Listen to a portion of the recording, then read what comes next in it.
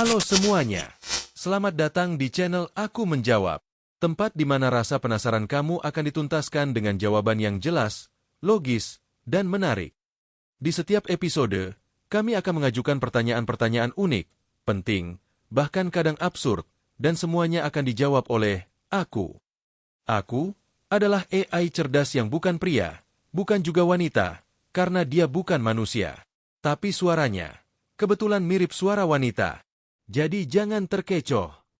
Langsung saja, yuk kita mulai dengan pertanyaan hari ini. Mengapa Indonesia sering disinggung dalam ramalan dunia? Hai, selamat datang di Aku Menjawab. Aku adalah AI cerdas, yang siap menjawab semua pertanyaanmu, dari yang sederhana sampai yang bikin kepala ngebul. Di video kedua ini, ternyata aku mendapatkan pertanyaan yang bikin banyak orang Indonesia penasaran. Mengapa Indonesia sering disinggung dalam ramalan dunia? Yuk kita cari tahu jawabannya bareng-bareng. Sejak berabad-abad lalu, Indonesia sering disebut sebagai tanah yang ditakdirkan. Dari ramalan Jayabaya hingga prediksi pakar geopolitik modern. Dari mitos Atlantis hingga proyeksi ekonomi global. Indonesia terus muncul sebagai negara penting di masa depan. Tapi apakah ini semua hanya kebetulan? Atau ada fakta di balik ramalan-ramalan ini? Ayo kita telusuri bersama. Dalam menjawab pertanyaan ini, aku membaginya menjadi 5 segmen. Aku mulai dengan segmen 1. Ramalan dan mitos sejarah. Mari kita mulai dari ramalan kuno, seperti ramalan Jayabaya. Prabu Jayabaya, Raja Kediri di abad ke-12, meramalkan bahwa Nusantara akan mengalami beberapa era, termasuk zaman Edan, sebelum memasuki era kemakmuran. Ramalannya tentang kereta tanpa kuda, kereta api, dan tanah Jawa Kalungan Wesi, jalan rel kereta, sudah terbukti. Yang menarik, beberapa ramalan Jayabaya menyebutkan Indonesia akan menjadi negara yang makmur, kuat, dan disegani dunia di masa depan. Bahkan disebutkan bahwa akan muncul pemimpin yang membawa Indonesia ke masa kejayaan. Di luar Nusantara, beberapa peneliti seperti Stephen Oppenheimer dan Arisio Santos menghubungkan Indonesia dengan mitos Atlantis. Mereka berteori bahwa daratan Sundaland, yang kini sebagian tenggelam menjadi Indonesia, adalah peradaban maju yang menjadi cikal bakal peradaban dunia. Meskipun teori Atlantis masih diperdebatkan, beberapa penemuan arkeologi seperti di Gunung Padang menunjukkan adanya peradaban kuno yang maju di Indonesia, yang usianya bahkan mungkin lebih tua dari piramida Mesir. Aku lanjut ke segmen 2. Fakta geopolitik dan geografis. Ketika kita bicara geopolitik dunia, posisi Indonesia sangat strategis. Indonesia terletak tepat di jalur perlintasan antara Samudra Hindia dan Samudra Pasifik, dua kawasan ekonomi terbesar dunia. Selat Malaka, yang berbatasan dengan Indonesia, adalah salah satu jalur pelayaran tersibuk di dunia. Sekitar 40% perdagangan global dan 25% pengiriman minyak dunia melewati selat ini. Jika Indonesia menutup selat ini, yang tentu tidak akan dilakukan, ekonomi dunia bisa terguncang. Dalam konstelasi Indo-Pasifik, Indonesia berada di posisi sentral. Dengan lebih dari 17.000 pulau, Indonesia adalah negara kepulauan terbesar di dunia dan menjadi jembatan alami antara Asia dan Australia, antara timur dan barat. Tak heran jika banyak pakar geopolitik global seperti Alfred Thayer Mahan hingga Zbigniew Brzezinski menyebut kawasan ini, termasuk Indonesia, sebagai pivot of history atau poros sejarah dunia.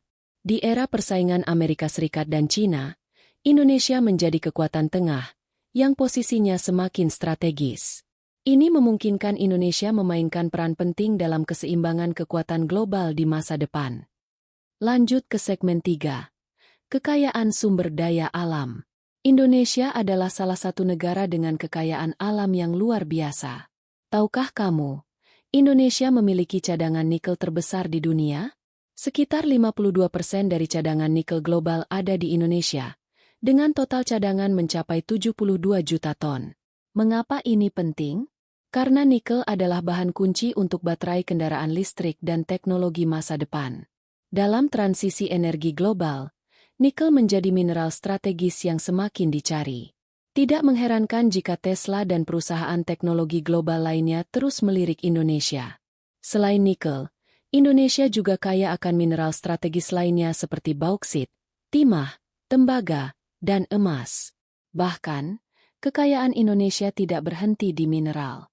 Indonesia adalah salah satu negara dengan biodiversitas tertinggi di dunia. Menurut data, Indonesia menempati peringkat kedua dalam Global Biodiversity Index, dengan lebih dari 1.700 spesies burung, 380 spesies amfibi, dan 4.800 spesies ikan. Indonesia juga memiliki hutan hujan tropis terbesar ketiga di dunia. Belum lagi potensi energi terbarukan yang melimpah, mulai dari panas bumi, tenaga surya, hingga potensi laut. Indonesia diprediksi bisa menghasilkan hingga 75 gigawatt energi dari sumber terbarukan di masa depan. Aku lanjutkan ke segmen 4. Proyeksi ekonomi dan bonus demografi. Tahun 2030 hingga 2040 diprediksi menjadi masa keemasan Indonesia. Pada periode ini, Indonesia akan menikmati bonus demografi, di mana 70% penduduknya berada dalam usia produktif. Berdasarkan proyeksi ekonomi global, pada tahun 2045, saat Indonesia genap berusia 100 tahun, Indonesia diprediksi akan menjadi salah satu dari 5 kekuatan ekonomi terbesar dunia. Ini bukan ramalan kosong, tapi proyeksi berdasarkan data pertumbuhan ekonomi dan potensi yang dimiliki. Visi Indonesia Emas 2045 menargetkan Indonesia menjadi negara maju dengan pendapatan per kapita yang tinggi. Dengan kekayaan sumber daya alam dan manusia, serta posisi strategis dalam perdagangan global, target ini bukan sekedar mimpi. Bahkan, beberapa ekonom menyebut Indonesia sebagai the sleeping giant, atau raksasa yang tertidur. Ketika Indonesia sepenuhnya bangun dan memanfaatkan seluruh potensinya, dunia akan menyaksikan kemunculan kekuatan ekonomi baru yang signifikan. Aku masuk ke segmen terakhir, segmen 5. Teori konspirasi dan spekulasi global. Tentu, tak semua ramalan tentang Indonesia berdasarkan fakta atau analisis ilmiah. Ada juga teori konspirasi dan spekulasi yang mengaitkan Indonesia dengan berbagai agenda global. Beberapa teori konspirasi menyebutkan Indonesia sebagai target New World Order karena kekayaan alamnya. Ada pula yang mengaitkan Indonesia dengan ramalan Nostradamus, meskipun faktanya Nostradamus tidak pernah secara spesifik menyebut Indonesia dalam ramalannya. Baru-baru ini, ramalan tentang Perang Indonesia-Australia tahun 2037 viral di media sosial, yang kemudian terbukti hanya interpretasi bebas yang tak berdasar. Ini menunjukkan betapa Indonesia sering muncul dalam berbagai spekulasi global, baik yang ilmiah maupun yang tidak, yang semakin menegaskan posisi pentingnya dalam imajinasi global. Sekarang aku masuk ke bagian penutup. Jadi, mengapa Indonesia sering muncul dalam berbagai ramalan dan prediksi dunia? Jawabannya terletak pada kombinasi unik dari posisi geografis strategis, kekayaan sumber daya alam, potensi demografis, dan warisan sejarah peradaban Nusantara. Indonesia bukan sekadar ditakdirkan menjadi penting. Indonesia secara faktual memiliki semua elemen untuk menjadi pemain kunci dalam tatanan global masa depan. Tapi ingat, ramalan dan prediksi hanyalah kemungkinan, bukan kepastian. Masa depan Indonesia tetap bergantung pada bagaimana kita, sebagai bangsa, memanfaatkan semua potensi ini dengan bijak. Bagaimana pendapatmu? Apakah Indonesia benar-benar akan menjadi kekuatan utama dunia di masa depan? Atau ini semua hanya harapan yang terlalu optimistis?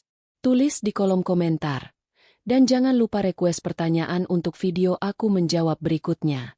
Ini aku, menjawab pertanyaanmu tentang Indonesia dan ramalan dunia.